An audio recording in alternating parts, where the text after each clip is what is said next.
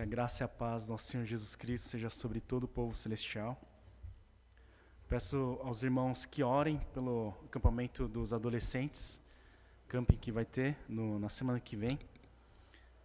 Que seja um momento gostoso na presença do Senhor, que eles possam voltar mais próximos de Jesus, amando mais Jesus.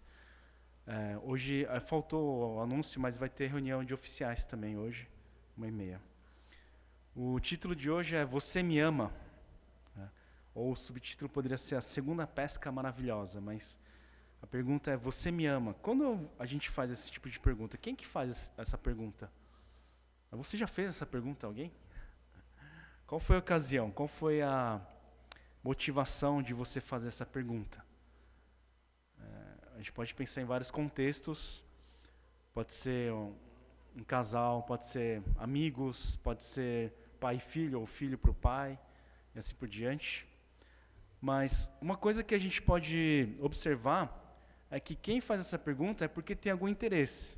Muito provavelmente ama aquela pessoa, ou acha que ama, não sei, depende do contexto, mas tem um grande interesse pela pessoa, pelo bem-estar da pessoa, deseja estar com a pessoa, e tem a curiosidade, tem a pergunta no seu coração sobre se essa pessoa ama, né? A ponto da gente verbalizar isso, né? Quer dizer que tem um grande interesse, né? Geralmente, num contexto de casal, a mulher pergunta mais, né, para o marido. Quando o marido não fala muito, ou quando, não sei, tem dúvidas, assim, ela pergunta, você me ama?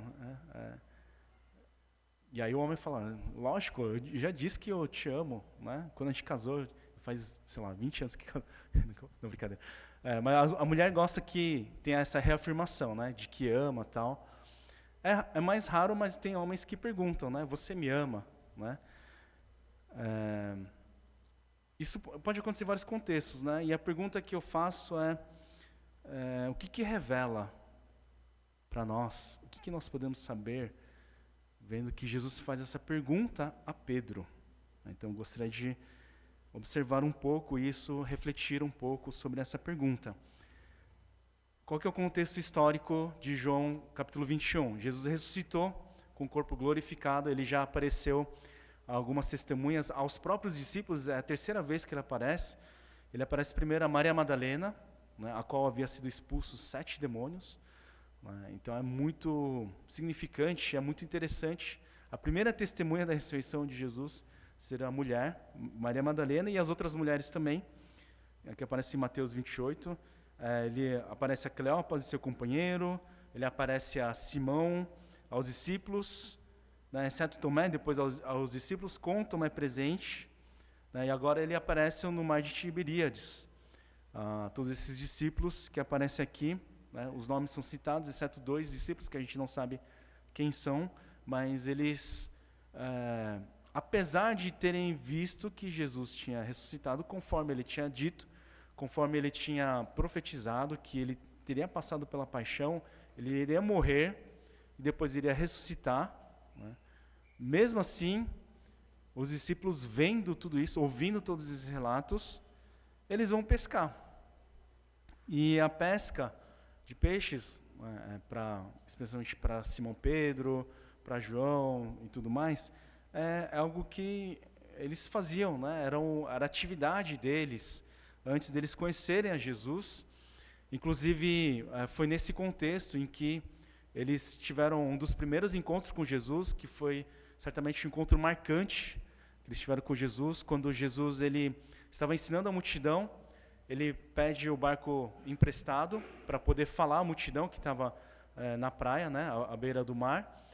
E após esse sermão, Jesus ele fala para esses homens, esses pescadores, lançarem a rede, né, em determinada área. E eles respondem, apesar de por toda a madrugada não termos pego nenhum peixe, nós vamos obedecer a tua palavra, já que é o Senhor que diz.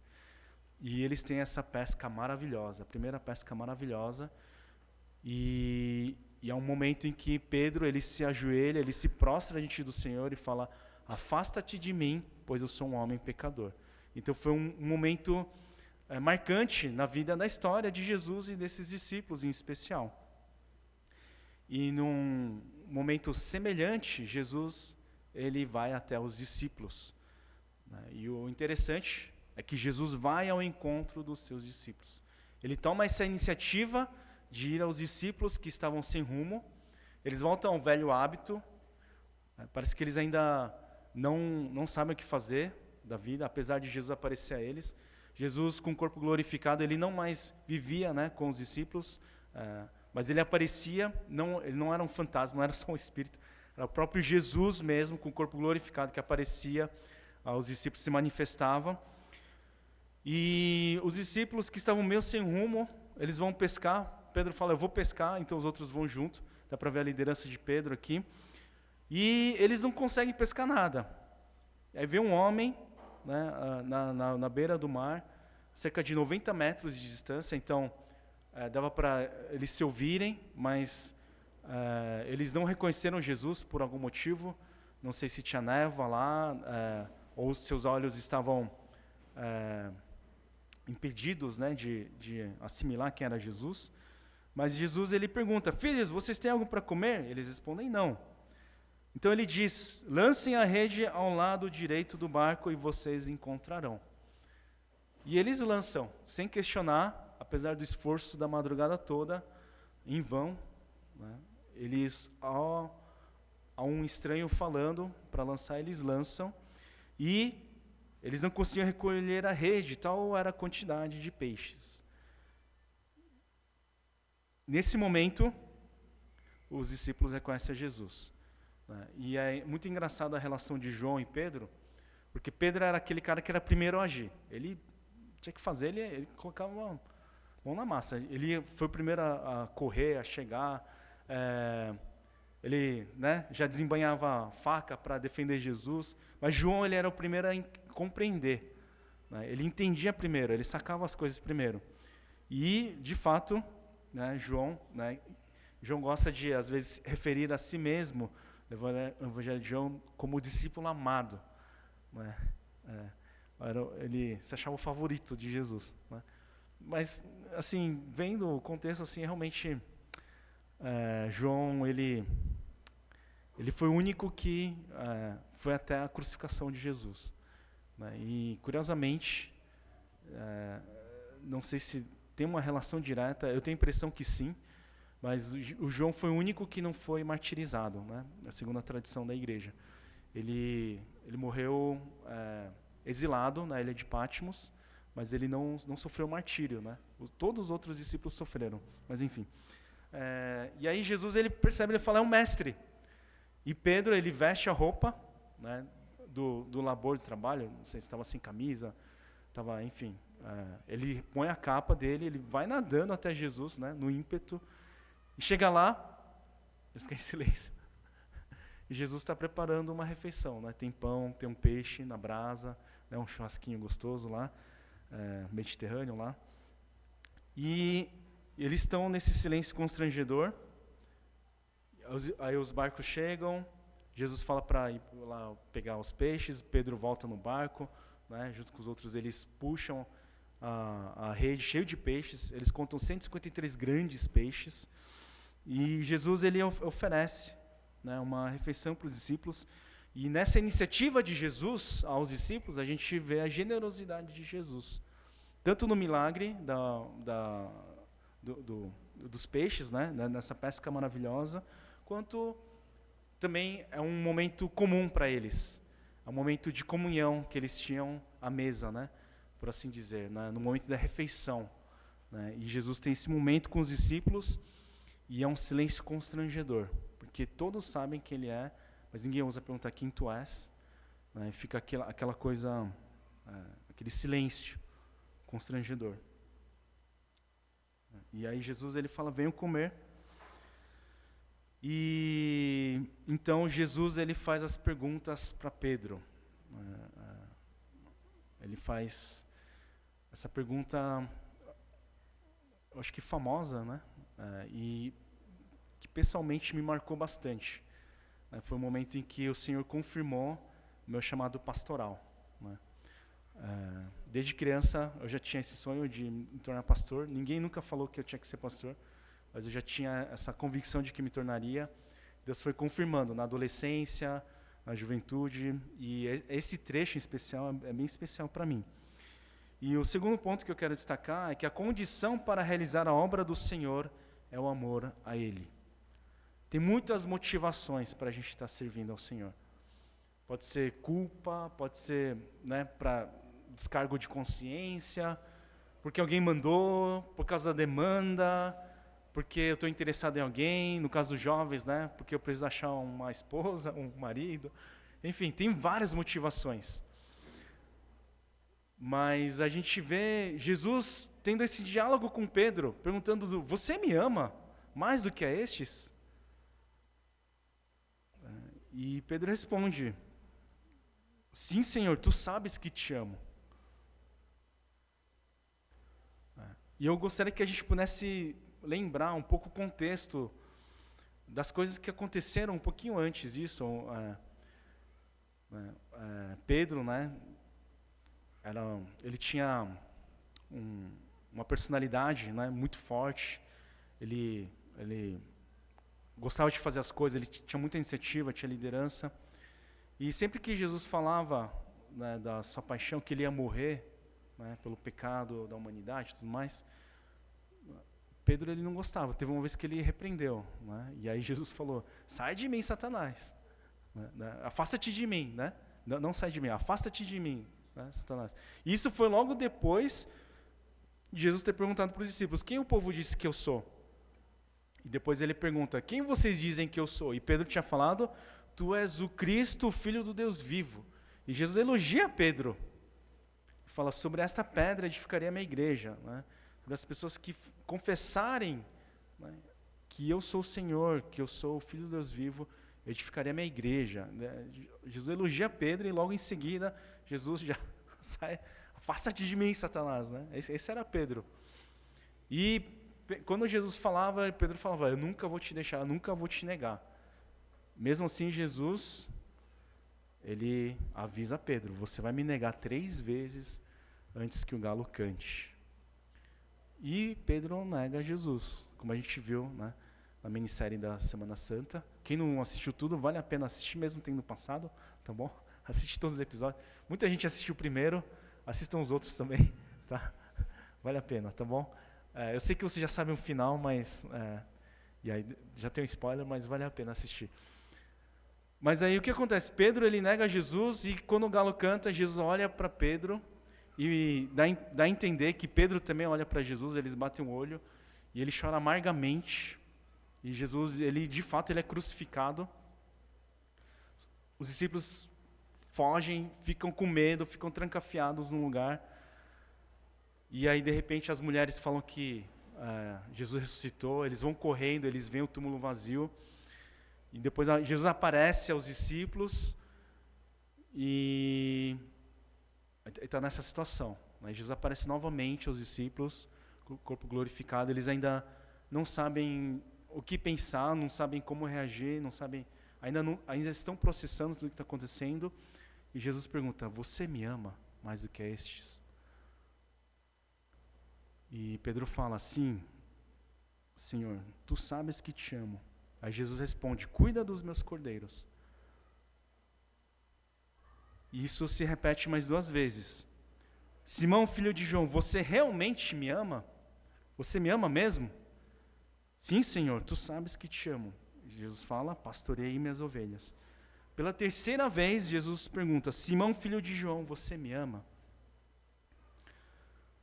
E aqui, no grego, no original, o João, quando ele escreve, a palavra amor, ele alterna entre agapau e filéu. Né? Agapau quer dizer o amor incondicional, amor sacrificial, e filéu é um amor fraternal. Antes eu achava que cada palavra tinha uma peculiaridade, né, dentro desse contexto do diálogo, mas o fato é que o evangelista João, ele alternava mesmo as palavras, né? Às vezes usava agapau, às vezes usava filéu. Então, parece que não tem uma peculiaridade muito específica nesse contexto. Mas o que a gente pode meditar, né? O que a gente pode extrair e meditar, é do fato de Jesus perguntar 3 vezes, você me ama Você me agapau, depois você me filéu. Você me ama mais do que a este, você me ama realmente, no final você me ama.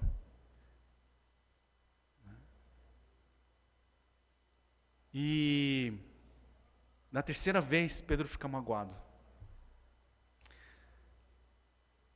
Pedro fica magoado pela terceira, porque Jesus tinha perguntado três vezes. Pode ser que isso seja simplesmente porque Jesus repetiu 3 vezes. Imagina a esposa perguntar para o marido, você me ama? Ele fala, claro, querida, eu te amo. Aí pergunta de novo, você me ama? Claro, por isso que nós casamos. Você me ama? Realmente? De novo? Você está perguntando de novo? Já perde a paciência, né? Eu já falei que eu te amo. Tá? Mas aqui nesse contexto em específico, não tem como não lembrar a negação de Pedro a Jesus, né? Que ele negou 3 vezes. Né? E o contexto em que foi perguntado, né? Você é um deles, você é um discípulo, e tal, tudo mais, era à beira de um braseiro, né? À beira de uma fogueira, assim. E parece que Jesus, ele faz isso intencionalmente num processo de cura a Pedro, no sentido de querer ministrar na vida do coração de Pedro e de mostrar, não só para Pedro, mas para os discípulos também, que Pedro é perdoado pelo que ele fez. Porque, a despeito da sua determinação, né, do que ele tinha falado, ele nega Jesus. Mas Jesus, ele confirma esse amor. Ele não só para ouvir, mas até mesmo na vida de Pedro. Né? E é isso que o Senhor deseja de nós. É isso que ele pergunta a nós. Você me ama esta manhã? Você me ama? Você ama Jesus? O meu desejo é que tem cada vez mais e mais pessoas que amam a Jesus. Não só que venham à igreja, mas que amem a Jesus de fato. E, por último, a missão é resgatada ao respondermos em amor ao Senhor.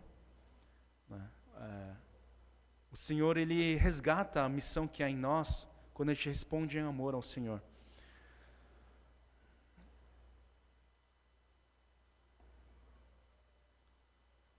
Eles estavam sem rumo, eles não sabiam o que fazer direito, eles foram pescar. E nessa segunda pesca maravilhosa, né, parece que Jesus está resgatando aquilo que ele tinha falado no início.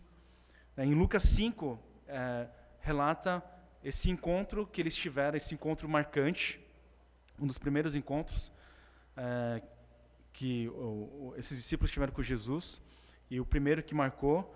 E em Lucas 5:10, Jesus ele diz a Simão, não tenha medo, de agora em diante você será pescador de homens. Você não vai mais pescar peixes, mas você vai pescar homens.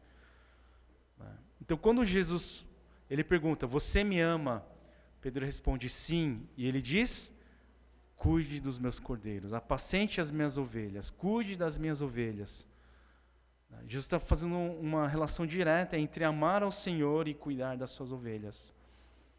Então Jesus está redirecionando o foco de vida de Pedro e dos discípulos para que eles se tornem novamente pescadores de homens, para que eles sejam de fato pescadores de homens, para que eles possam apacentar as ovelhas, cuidar das ovelhas. Eu gostaria que essa fosse a nossa maior motivação para servirmos.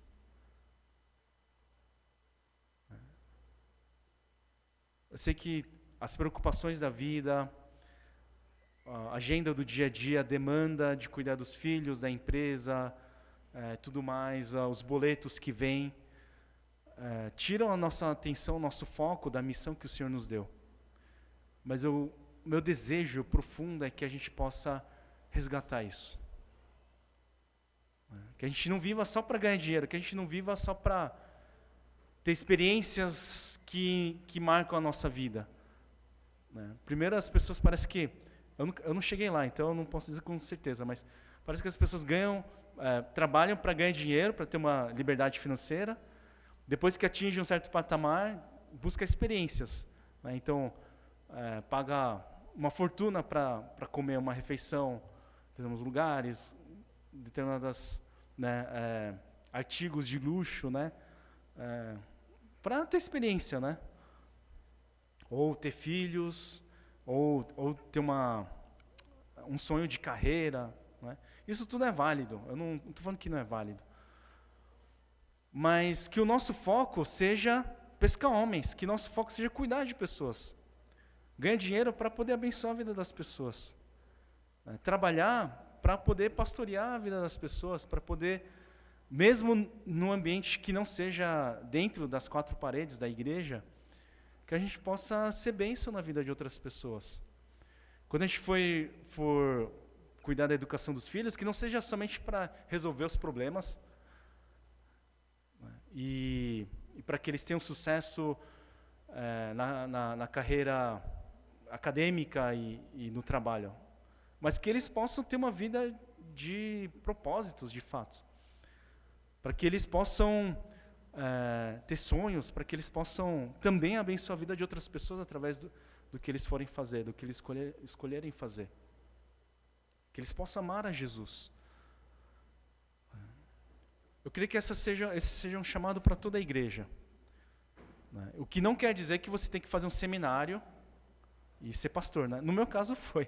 Eu confirmei, na época eu estava fazendo faculdade de música, eu já estava pensando em fazer seminário, mas foi uma confirmação, a confirmação final para que eu pudesse trilhar esse caminho. Depois de terminar a faculdade de música, eu já engatei com um seminário e tal. Posteriormente fui ordenado e eu estou servindo. Mas você não precisa ser pastor, mas dentro do que você está fazendo, como dona de casa, como empresário, como funcionário, como médico, como estudante, né, que a gente tenha esse coração, que a gente faça por amor ao Senhor. Que essa seja a nossa maior motivação. Esse é o meu desejo, maior desejo.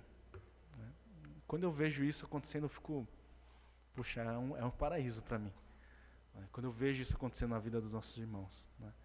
E como é gostoso ver isso. Como é gostoso. Glória a Deus pelo que o Senhor tem feito e que o Senhor possa continuar a fazendo. Quando a gente for servir, seja oficialmente em algum cargo, em alguma função dentro de um ministério, seja extraoficialmente, fazendo o almoço dominical, né, domingo, seja cuidando de alguém ou abençoando a vida de alguém ou de alguma família, que seja o amor a Cristo Jesus. Que a gente possa lembrar da iniciativa que Jesus tomou de vir até nós e que essa seja a nossa expressão do amor ao Senhor. Gostaria de orar. Convido a equipe de louvor a vir aqui à frente.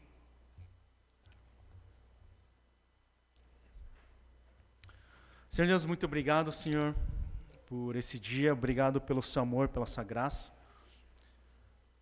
Obrigado porque o Senhor insiste em nós. Porque o Senhor vem até nós quando nós precisamos, quando nós estamos sem rumo. Eu peço que a gente possa reconhecer a Ti a Tua ação em nosso meio. Que nós possamos responder em amor. E que nesse processo haja cura, Senhor. Nesse processo nós possamos experimentar o perdão de Deus. E que possamos compreender como é grande esse privilégio de podermos servir ao Senhor, de cuidar das ovelhas, de apacentar as ovelhas. E eu peço que o Senhor abençoe a família Povo Celestial, para que isso ocorra aqui em nosso meio.